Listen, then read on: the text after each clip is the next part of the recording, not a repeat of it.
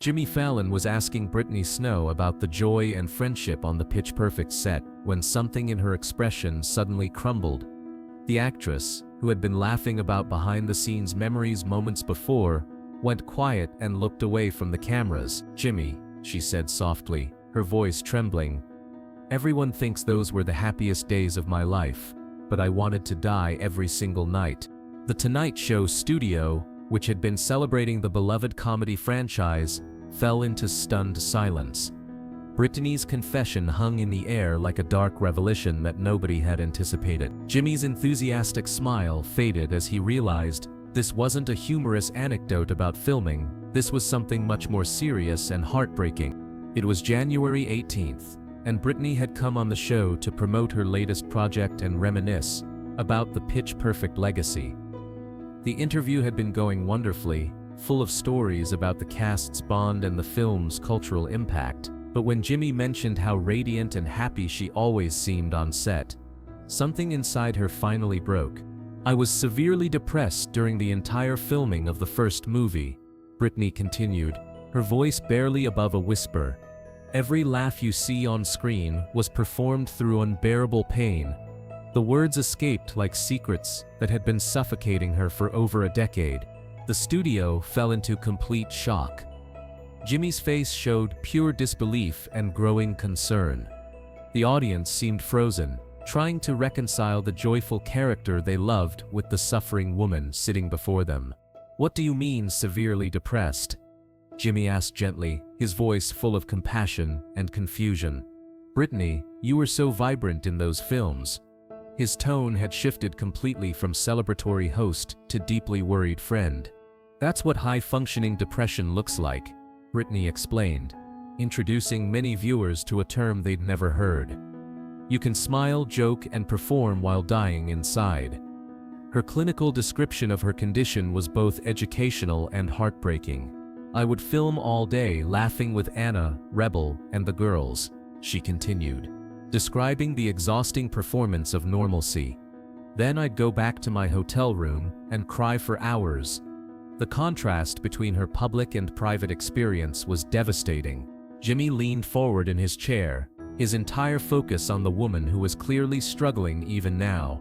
"How long had you been dealing with this?" he asked carefully, understanding this was incredibly difficult territory. "It started in my early 20s, right when my career was taking off," Brittany replied, the cruel timing evident. "Success should have made me happy, but it made everything worse."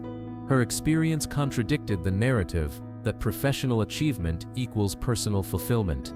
The pressure to be perfect, to always be on, became suffocating, she continued, describing the impossible standards of Hollywood. "I felt like I was drowning in expectations." The metaphor perfectly captured the overwhelming nature of her struggle. The audience was completely silent now, understanding they were witnessing something unprecedented. This wasn't an actress giving an interview anymore. This was someone sharing a deeply personal battle with mental illness. The cameras captured every emotion crossing her face. "Did anyone on set know what you were going through?" Jimmy asked softly, understanding that isolation often compounds depression. Brittany shook her head sadly. "I became an expert at hiding it," she admitted, her voice breaking slightly. "Anna thought I was just tired from long shooting days." Her ability to mask her pain was both impressive and tragic. "I would excuse myself between takes to cry in the bathroom," she continued, revealing the exhausting effort required to maintain her facade. "Then I'd splash cold water on my face and come back smiling." The physical and emotional toll was evident just in hearing about it.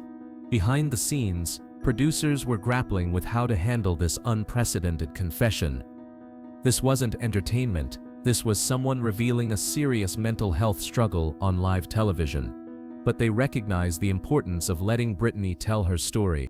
"What did a typical day look like for you?" Jimmy asked, wanting to help viewers understand the reality of functioning with depression. Brittany took a shaky breath before answering. "I'd wake up feeling like I was underwater," she said, her description visceral and relatable. "Getting out of bed felt like lifting weights. The simple act of starting each day was an enormous challenge. But once I got to set, I'd flip a switch, she continued, describing her coping mechanism. I'd become the Brittany everyone expected to see.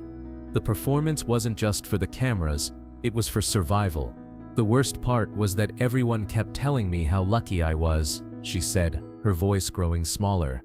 And I knew they were right, which made me feel even more broken. The guilt over not appreciating her success had compounded her depression. Jimmy made a decision that would define this moment. He stood up from behind his desk and walked over to sit in the chair next to Brittany, abandoning the traditional interview setup. "Brittany, depression isn't your fault," he said gently. "Success doesn't cure mental illness. I kept thinking, if I just worked harder, achieved more, I'd feel better." Brittany said, looking directly at him. "But depression doesn't care about your resume." Her insight into the disconnect between external success and internal well-being was profound. "There were nights I'd stare at the ceiling in my hotel room, wondering if anyone would miss me if I was gone," she continued, revealing the depth of her despair. "Then I'd wake up and have to film comedy scenes." The cruel irony wasn't lost on anyone listening. "How did you get through it?" Jimmy asked, his concern evident and hoping for some sign of hope in her story. Brittany's expression showed a mixture of pain and determination. "Antidepressants," she said simply, breaking down another stigma. "I've been on them for 10 years now." Her matter-of-fact approach to medication was refreshing and important. "And therapy, lots of therapy," she continued, emphasizing the multifaceted approach to treatment. "Learning that my brain chemistry isn't my fault was life-changing." The medical understanding of depression had been crucial to her healing. The vulnerability in her admission was staggering. Jimmy reached over and gently placed his hand on her arm. "Are you okay talking about this? This is incredibly brave." "I need to talk about it," Brittany replied, her voice growing stronger. "Because too many people think depression looks like crying in bed all day." Her commitment to education was evident and admirable. "But it can look like a successful actress making millions of people laugh," she continued, challenging stereotypes about mental illness. "Depression doesn't discriminate based on your bank account or your IMDb page." Her message was both sobering and important. "What would you say to other people who might be struggling similarly?" Jimmy asked, recognizing that Brittany's words could reach millions of viewers who needed to hear this. Brittany looked directly into the camera. "That you're not alone," she said with conviction. "And that getting help doesn't make you weak." Her message was simple, but could be life-saving for someone watching. "I used to think antidepressants meant I was broken," she continued, addressing common stigmas.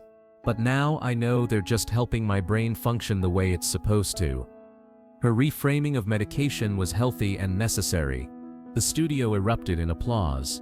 But it wasn't typical entertainment applause. This was recognition, support, and love. For someone who had shared incredible vulnerability, many people were openly crying, moved by her honesty and courage. "How do you feel now?" Jimmy asked, checking on her current well-being. Brittany considered the question thoughtfully. "Better," she said honestly. "Not cured, but managed." Her realistic approach to mental health was refreshing. "Some days are harder than others, but I have tools now." "And the guilt about having depression while being successful?" Jimmy prompted, understanding this was a common struggle. Brittany's smile was sad but genuine. "I'm learning that depression doesn't care about logic," she said, showing growth in her understanding. "It's not about being grateful enough or working hard enough." Her self-compassion was hard-won and beautiful. They talked for a few more minutes about mental health resources, about the importance of therapy, and about breaking stigmas around antidepressants. Brittany was more genuine and inspiring than she'd ever been in public. When the interview ended, something remarkable happened. Instead of rushing off to her next commitment, Brittany stayed on stage, talking with audience members who approached her with their own stories of depression and mental health struggles. The studio became an impromptu support group. "I never expected this response," Brittany told Jimmy, as they watched people sharing their experiences around them. "I thought everyone would see me as damaged goods." Jimmy shook his head. They see someone who's human and brave enough to be real about it. The episode aired exactly as it happened, with no editing to minimize Brittany's vulnerability. The response was immediate and overwhelming, with mental health organizations praising her courage and depression advocacy groups sharing the clip widely. Within hours, "Depression Has No Face" began trending on social media. Mental health hotlines reported increased calls. Therapy appointments saw a surge in bookings. Brittany had accidentally started a movement about high-functioning depression. Other actors began sharing their own stories of depression and mental health struggles. Kristen Bell discussed her anxiety medication. Ryan Reynolds opened up about his therapy journey. The entertainment industry's culture of perfection began showing cracks. 3 months later, Brittany returned to The Tonight Show. She looked different, not dramatically changed, but more at peace with herself. "How are you doing?" was Jimmy's first question, asked with genuine care. "I'm still depressed," Brittany replied honestly, her smile genuine despite the difficult truth. "But I'm depressed openly now." Her acceptance of her condition was healthy and inspiring. Brittany had used the months since her revelation to become an advocate for mental health awareness in entertainment. She'd partnered with organizations to provide depression resources and had begun speaking openly about her ongoing treatment. "Any regrets about sharing your story that night?" Jimmy asked. Brittany shook her head without hesitation. "None," she said firmly. "If it helped one person seek treatment, it was worth every uncomfortable moment." The Tonight Show established partnerships with mental health organizations directly because of Brittany's appearance. They featured regular segments on depression awareness, treatment options, and the importance of seeking help. Jimmy learned something profound that January night that changed how he approached mental health discussions with guests. "I realized that success and suffering aren't mutually exclusive," he reflected later. "Sometimes the brightest smiles hide the deepest pain." Brittany Snow's depression revelation became more than a viral moment.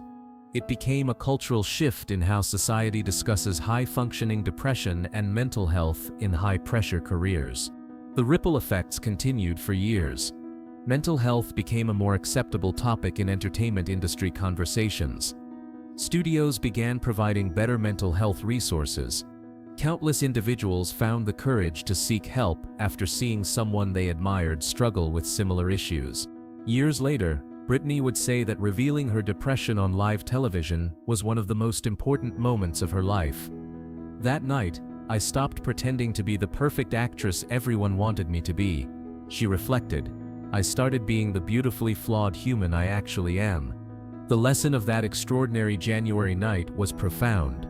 Sometimes our greatest performances happen off camera, and sometimes the most courageous thing we can do is stop performing altogether.